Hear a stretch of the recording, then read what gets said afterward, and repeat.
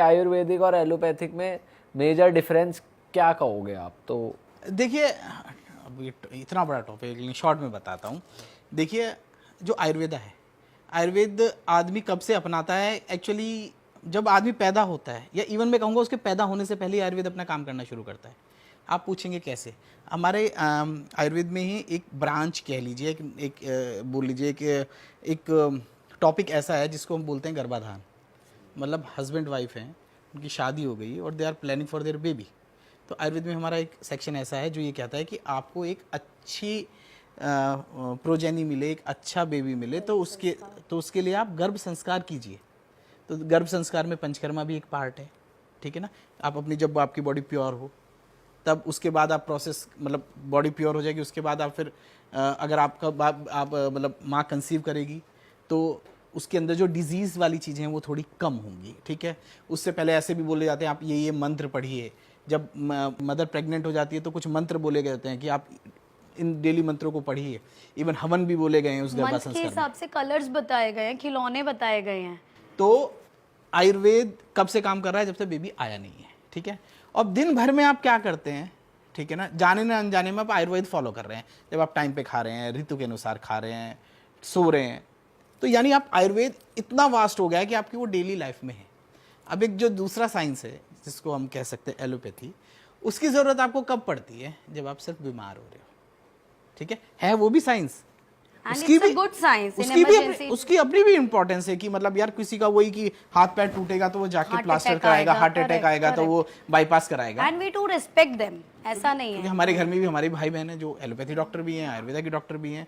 तो अगर इन दोनों को साथ में काम करें तो मान के चलिए कि दोनों का, देखिए दोनों का टारगेट एक ही है। उनका भी टारगेट है कि कोई हमारे पास अनहेल्दी आ रहा है उसको हेल्दी करे, आयुर्वेद का भी यही है। नहीं, बट हमारे टारगेट में जो हेल्दी है उसे हेल्दी रखना है, पहला टारगेट हमारा ही है। तो लेकिन जैसे आयुर्वेद गवर्नमेंट कुछ ऐसा ट्राई कर रही है कि दोनों को हम साथ में लाके चले जाएं, लेकिन दोनों की अपनी अपनी प्रॉब्लम्स हैं। उसमें तो सर गुमराह ज्यादा किया जाता है। देखो पहले सरप्रेस करी जाती है, फिर बीमारी बाद में और बढ़ जाती है। एक्चुअली आप सोचो ना कि चाहे एलोपैथी हो चाहे आयुर्वेदिक हो, जब नॉर्मल डिलीवरी होती है तो कैस्टर ऑयल का एनिमा देते हैं कि नहीं देते हैं? एनिमा वैसे अब तो सोडियम और उसका देते हैं। अदरवाइज आपने सुना होगा कि सेवइयों में दूध की सेवइयाँ बनाओ और उसमें 2 चम्मच घी मिला के, आज जाके पूछना मम्मियों से कि वो डिलीवरी में इंड्यूस करने के लिए, पेन इंड्यूस करने के लिए देते हैं कि नहीं देते हैं। एंड गर्भ संस्कार यार, जब आप एक गाड़ी भी खरीदते हो ना तो पहले उसके खड़ी करने की जगह देखते हो, रिसर्च करते हो, कितना है, क्या है, उसकी तैयारी करते हो। आप शादी करते हो तब भी तैयारी करते हो, एक शेरवानी खरीदते हो तब भी तैयारी करते हो। और जब आप बच्चा कर रहे हो तो सीधे गए हनीमून पे, वहाँ पता नहीं कौन से स्थान पे गए, पता नहीं वहाँ पे पहले उस होटल के नीचे कब्रिस्तान था या क्या था, and you are conceiving that baby there. तो डेफिनेटली उसका असर आएगा। आप लोग तो एस्ट्रोलॉजी पे इतना सारा काम करते हैं, तो घूमने जाइए, खूब जाइए, मजे कीजिए, लेकिन गर्भाधान एक ऐसे स्थान पे होना चाहिए जो पवित्र हो, जैसा आपको बच्चा चाहिए ऐसा। क्योंकि आपकी वजह से, मतलब जो मम्मी पापा है उनकी वजह से एक नई आइडेंटिटी आ रही है मतलब वर्ल्ड में, तो उसके लिए तो आई थिंक कि आपको एक पूरी प्रिपरेशन करनी चाहिए। क्योंकि अगर उसके कुछ प्रॉब्लम हो गई तो वो जो होने वाला है वो उसको पूरी जिंदगी झेलने वाला है। सर ऐसे ये भी कहा जाता है कि आयुर्वेदा वैसे कंपैरेटिवली स्लो प्रोसेस है, उसमें आपका क्या टेक है?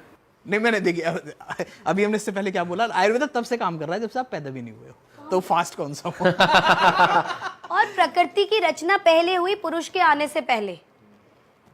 तो मतलब ऐसे, लेकिन ऐसे नहीं, प्रकृति पहले बनी, इंसान बाद में आया। प्रकृति में हर्ब्स पहले बनी, तो भगवान ने तो पहले ये कर दिया, इसको आप नकार नहीं सकते हैं। स्लो का इन द सेंस है कि अगर आप डिजीज हुई आपको, मतलब एक लाइक डिजीज में बोलें कि आप सही टाइम पे आ रहे हो, मतलब ऐसे नहीं है जैसे हमारे पास मान के चलिए कैंसर के इतने पेशेंट आते हैं और वो आते कब हैं? जब उन्होंने 20-30 लाख रुपए कहीं फूंक लिया, पैसे खत्म हो गए, अब लग रहा है कि कीमो की भी साइकिल्स बार बार रिपीट करा ली कि सर एक तो पैसा नहीं है और चमत्कार करो। आप कहाँ से चमत्कार कर दें यार? तो जब तुमने एक दूसरे डॉक्टर को दे दिए 4-5 साल और हमसे चाहते हो आप 4 दिन में कर दो, तो नॉट पॉसिबल। तो मतलब सर्टेन एक डिजीज का टाइम है। जैसे एक मैम का टॉपिक है जिसमें हम अग्निकर्मा करते हैं, पेन वाला पेशेंट आया तो उसमें अग्निकर्मा से हम रेड हॉट करके कुछ टेंडर पॉइंट्स पे टच करते हैं तो दर्द तुरंत चला जाता है। उसके लिए नहीं कि आप पेन किलर खाओ। अभी रिसेंटली मैं डॉक्टर साहब का बताती हूँ, उनका एक वो टो नेल जो है वो अपनी स्किन में घुस गया था, अभी भी ड्रेसिंग हो रखी है, तो वो अंदर ही घुस गया था, ठीक है, टो नेल अंदर ही चला गया था, तो ये हुआ कि सर्जरी करते हैं, ठीक है। तो मेरा ब्रदर था, ये हुआ कि ब्लीड होगा, ये होगा, तो हमने कहा अग्निकर्मा से इसको निकाल देते हैं।